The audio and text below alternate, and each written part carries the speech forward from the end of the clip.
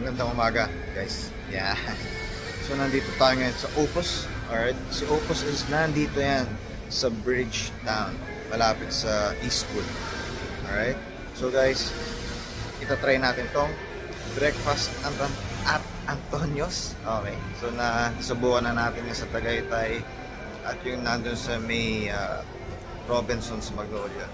But kaya ako itatry ito is para mapakita ko sa inyo yung nandito sa may Bridgetown. So eto yan, guys. So, San Antonio's dito yan sa Opus. So yan, ito yung lugar nila. So obviously meron pa rin sila no mga pastries nila. Yan, dito yan. So ito yung mga pastries nila. Ang best seller nilang mga donuts. Ayan, Queen naman. At ang kanilang mga bagel. And of course, cheese roll.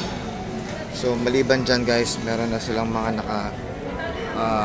naka-prep na mga ito yung mga palaman nila, guys, mga palaman sa tinapay. Ayan. Here. Siyempre, gusto ko dito yung mga ganito na lang, yung mga Spanish style sardines. Yeah. Malinamnam yan, guys. Init, tinapay, kanin, pwede siya, guys. And of course, yung mga ganito na lang, mga pwedeng pasalubong. Yung kanilang mga lengua de gato. Yan. At ang kanilang mga waffle na nakarolyo, guys. Yan. Tapos, meron din sila yung mga yung nasa freezer nila, guys. So, pwedeng lulutuin mo na lang sa bahay. Yan. Then, meron din sila ng mga balay dako na nakaganito na. Nakapak. Yeah. Tapos, syempre, hindi natin palalagpasin yung maliban sa kanilang mga tarts. Yan. Yung mga tarts. Meron din sila nitong palagi ko ito nakikita yung homemade nila na tsokolating mga flat na tsokolate. Ayan. So meron mixed berries, yung premium trio nuts. Ito pinakamasarap sa kanila to. For me, ito yung nagustuhan ko. Yung kanilang chocolate rusher. At ito pa, guys. See? Tapos nandito pa yung kanilang ibang naka-chill na pagkain. Of course, gusto ko to, guys. Sarap to. Silvanas. Ayan. Tapos yung kanilang mga yung ice cream nandito sa kanan. Ito yung isa sa bestseller nila, yung apple pie, guys. Ayos. Ito yung kanilang mga homemade na ice cream. Ayan. Then papakita ko sa inyo yung kanilang ito yung nasa loob nila, guys. Ganda ng pagkakagawa, of course. Very elegante. Yan. So, diba? Naghay yung kapatid ko. So mamaya guys, papakita ko na yung kanilang pagkain. 3, 2, 1. Guys, nandito na yung mga pagkain. Papakita ko sa inyo to, ha. So simulan natin dito sa kanilang healthy bowl. Yun ang kanilang healthy bowl. Ganda. See? Very fresh. Tapos ito yung kanilang salmon. Yung isang slab ng salmon, guys. Diba? Tapos, syempre, yung kanilang burger. Wow. Look at that. Very chunky. At ang kanilang mga patatas. Very crispy.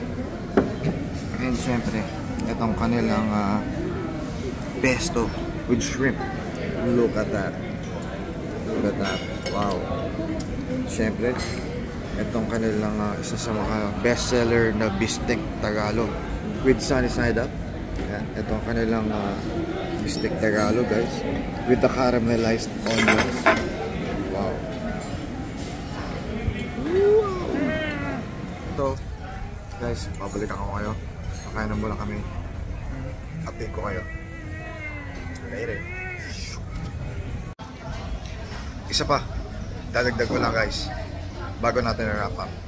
So, dumating na yung order na ice cream. Ito siya. So ito yung ice cream, guys. Yan ay may 2 scoop. Tapos ito, brownie, homemade pa rin. Sariling gawa nila na brownie. Tapos itong puti na to, guys, yung cube na marshmallow. Yan, freshly made with nuts. Yan. Wow, excited na ako dito, guys.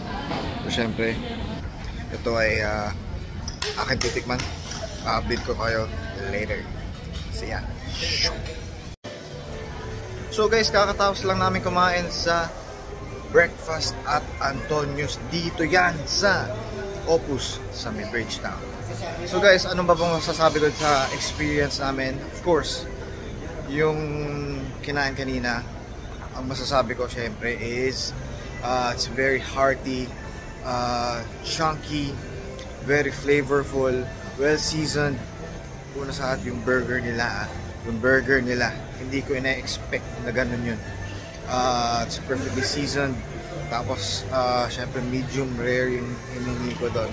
Kaya yung beef, it's very soft. Tapos yung caramelized onions, saktong-sakto yun dun sa pinagawa ko para dun sa burger. Then nagustuhan ko din yung bistec Tagalog nila. Okay, ganda ng cuts.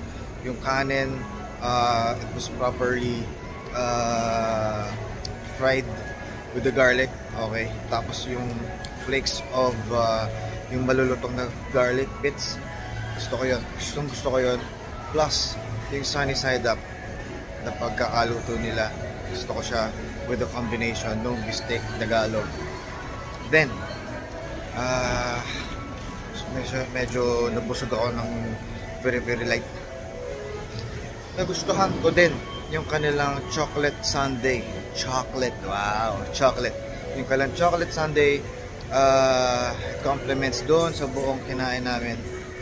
Gusto ko yung chunks of brownies. Okay, may layer na yung very creamy yung chocolate, then yung pinaka bread. Gusto ko rin yan. Hindi siya masyadong matamis. It's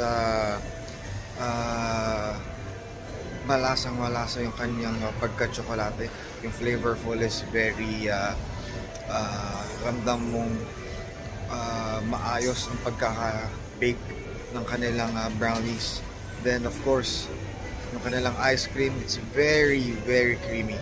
Okay, very creamy. Hindi lamang yung yellow, lamang yung flavors na nilagay dun sa ice cream. Of course, yung chocolate na ice cream and yung vanilla. Okay, kanilang vanilla, I like the taste of the vanilla. Then yung natuwa ko sa malambot na marshmallow na isinama nila, tinambal dun sa ice cream. Ang lambot niya. Okay, parang silky soft. Yun. So yun yung perfect description ko para dun sa pagkain na yan. Overall, to be honest, itong si breakfast at Antonio's medyo it's a bit pricey, guys. Yun lang ang masasabi ko. But if you gagamitin mo siya for special occasions, birthday or whatsoever, sulit siya kasi yung pagkain, yung babayaran mong pagkain, it's worth it. Talaga namang hindi ka magsisisi. At yun nga, guys, ito ay lahat ng kakainin mo hindi ka na wala nang guilty feeling dahil alam mo yung pagkakahanda ng pagkain is very healthy. Okay, very healthy, and again, it's hearty. It's a hearty meal. Sulit, mabigat sa tiyan, na magiging happy ang iyong tummy. At dahil dyan, guys, hanggang dito na lang. Nag-iikot pa. Actually, konti pa yung bukas dito sa Opus. Konting-konti pa. Siguro mga ilang buwan or maybe next year, marami nang bukas dito. Ma-enjoy na tong Opus. At sa susunod, babalitaan ko kayo kung anong magiging mga ganap dito sa Opus. till the next vlog, guys. See ya.